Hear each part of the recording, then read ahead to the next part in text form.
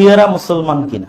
শিয়াদের মধ্যে অনেক দল এবং মত আছে, যেমন যারা সুন্নি মুসলমান তাদের মধ্যে অনেক দল এবং মত আছে, ঠিক শিয়াদের মধ্যেও আছে। তো শিয়াদের মধ্যে যারা আকীদার দিক থেকে আমাদের বেশি নিকটবর্তী বা আহলে সুন্নাত ওয়াল জামাতে, তাদেরকে বলা হয় যাইদি শিয়া, যারা বেশিরভাগ ইয়েমেনে বসবাস করে। তো তাদেরকে সরাসরি কাফের বলার সুযোগ না। সরাসরি কাফের বলার মানদণ্ডটা কি? সরাসরি কাফের বলার মানদণ্ড হচ্ছে সাহাবীদেরকে গালিগালাজ করা, আয়েশা রাদিয়াল্লাহু তাআলা আনহাকে গালিগালাজ করা, ওমর রাদিয়াল্লাহু তাআলা আনহুকে গালিগালাজ করা, আবু বকর রাদিয়াল্লাহু তাআলা আনহুকে গালিগালাজ করা। সাহাবীদেরকে, উম্মাহাতুল মুমিনিনদেরকে গালিগালাজ করলে সে অবশ্যই কাফের। যেমনটা ইসনা আশারিয়া, যারা 12 ইমামে বিশ্বাস করে, এই শিয়ারা সাহাবীদেরকে গালিগালাজ করে।